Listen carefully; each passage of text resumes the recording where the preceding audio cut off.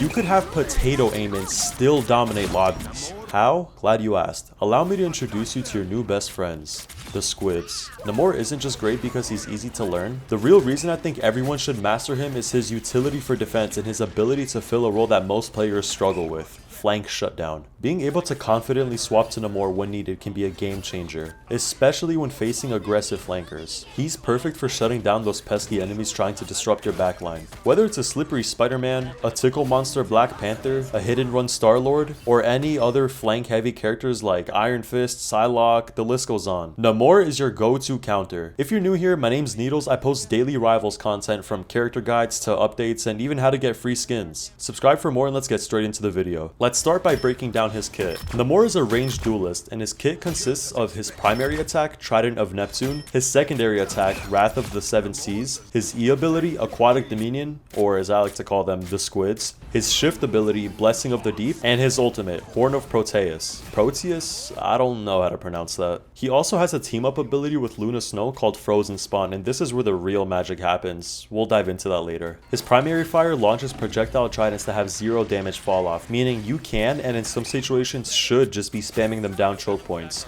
I'll touch upon that in a bit. His trident does 70 damage to the body and 140 to the head with a projectile speed of 120 meters per second. It does travel at an arc, so to hit those long-range headshots, you'd have to aim a bit higher so that it can land on target. Namor has infinite ammo for his primary attack, meaning you don't have to reload at all. Well, you can even if you wanted to. If it's convenient, you can even bind your reload button to one of his special attacks. To balance his infinite ammo, Namor's cooldown between his trident throws is a little over 1 second, 1.09 to be exact. Next, his E ability, the SQUIDs. Activating it will have Namor spawn them by throwing them at a slow arced trajectory. These are basically turrets that when spawned will lock onto the nearest target and begin attacking them. Unlike his primary fire, these do have a damage fall off beginning at 20 meters and increasing to 30% at 40 meters. You get 2 charges and you're able to place both at the same time. You can only have 2 active SQUIDs at a time though. Placing a third one with 2 already active will despawn the first one. Each default hit does 17 damage and they have a fire rate of 2 shots per second, meaning 34 damage per second. Now, if you have both down at the same time, that jumps to 68 damage per second. The SQUIDs last 8 seconds before automatically despawning, but something I haven't seen anyone touch upon is this special effect on his primary fire. Every time you hit an enemy with your trident, it actually reduces the cooldown by a bit. And this is why it's useful to spam your trident down chokes at enemies, because hitting them back to back will reduce the cooldown way quicker than if you just waited for it. Each SQUID also has 100 health, and in certain scenarios you can actually use them as cover since you can attack through them, but opponents will have to take them down first. While we're on this topic, I want to bring up his team up ability with Luna Snow. Having her on your team will allow you to use Frozen Spawn, which is just like his E ability. It gives you an extra SQUID, a frozen SQUID. It has a cooldown of 20 seconds, but it's a stronger and better version of the regular SQUIDs. It has double health and its lifespan is 10 seconds. Also, when it hits an enemy, it slows them down by 25% and it has the same attack speed of 2 shots per second, so as long as it's hitting your enemy, they'll be slowed the entire time. It just wears off 1 second after not being hit. If you're going against those heavy flankers, it's crucial to save this for when they flank. Not only will it allow you to slow them, but it even does more damage at 25 damage per shot. Although you can still only have 2 SQUIDs placed at the same time, even if it's a regular one in a frozen spawn. Regardless, this boosts his cooldown management efficiency so much, but I'll touch more on that later.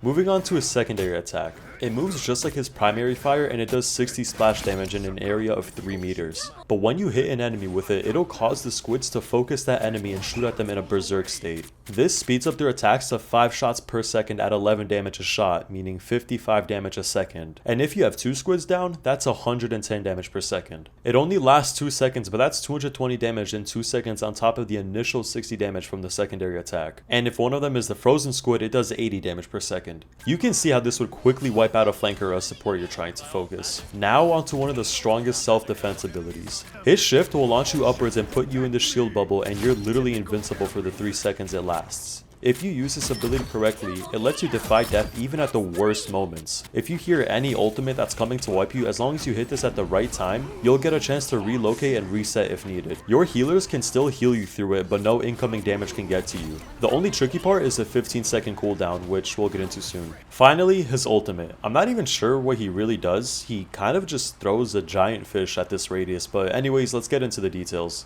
His ultimate has an energy cost of 3100, which is on the lower side, and it's really easy to get hits and charge up your ultimate considering you have 2 sentry turrets you can toss anywhere on the map. When you throw it, any enemies in that radius all get their mobility specials disabled, and it takes 1.5 seconds for the fish to actually fall and do the damage. Now what most people don't know about the damage is it's split up throughout the area. The outer circle only does 200 damage while the center does 500 damage. That means if you get any enemy that's not a tank stuck in the middle, it'll wipe them instantly.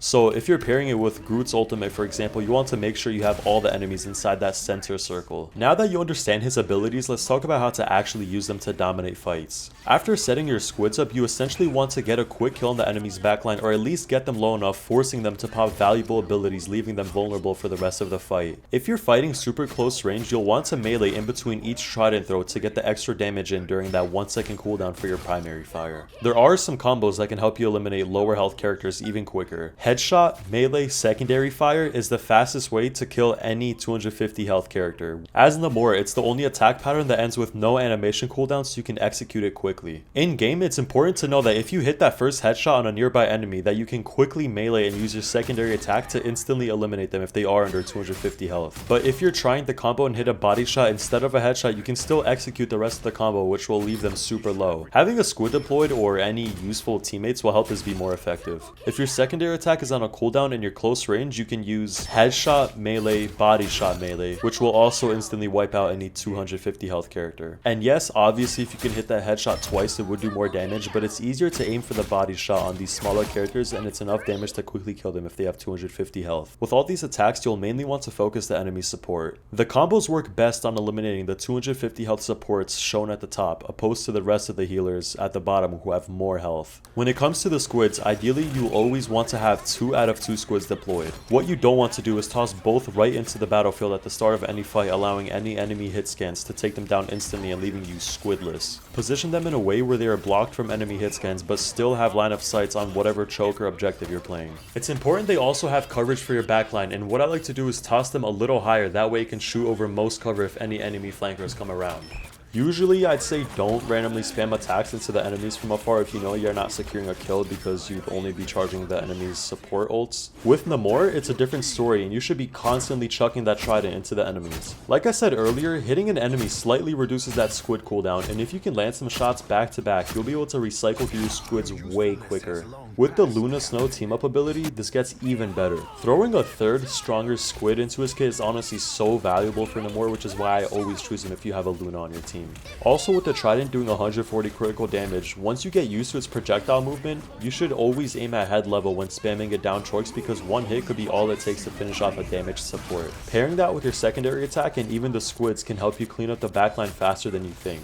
Some important things to take note of. If you throw your squids onto a breakable structure, if that structure is broken, the squid dies immediately. This makes it much easier for the enemies to knock out your squids, and if that's happening, you can hit B on PC to see all breakable structures and avoid placing them there. In certain situations, it might be beneficial to use the squids to body block for you, since they'll take any incoming damage and you can still attack through them. Placing them like this next to a wall or a doorway is the best way I found it to work, and if you can, throw the frozen spawn higher to cover your head, since it has 200 health opposed to the regular squid's 100 health. Another quick tip, every time you use the shield bubble, use those 3 seconds to check the indicator at the bottom left to see how many squids you have deployed. And if it's not 2, then find a good spot up there and set them up. Coming out of the bubble, you should immediately get a hit with your secondary fire to get the squids attacking your target in berserk mode as you come down. Also, if you're playing against Moon Knight, keep in mind his primary fire will bounce off your squids and hit you and enemy teammates nearby. To counter this, simply place them away from your team and avoid placing them next to each other, since his attack will still bounce from one squid to the other, taking them down faster. Ideally, you want to place them across from each other so he can't even see both at the same time. You can also do this little trick to throw your squids farther and higher, setting them up exactly where you want. All you need to do when walking forward is simply jump and flick upwards, and you'll gain some distance with the projectile. As you can see, it goes much farther than if you just looked straight. If you made it this far, I really appreciate you watching. I put a lot of time and effort into this video to help you guys out. If you did enjoy and found any value, please hit the subscribe button, because I'll be putting out more content daily.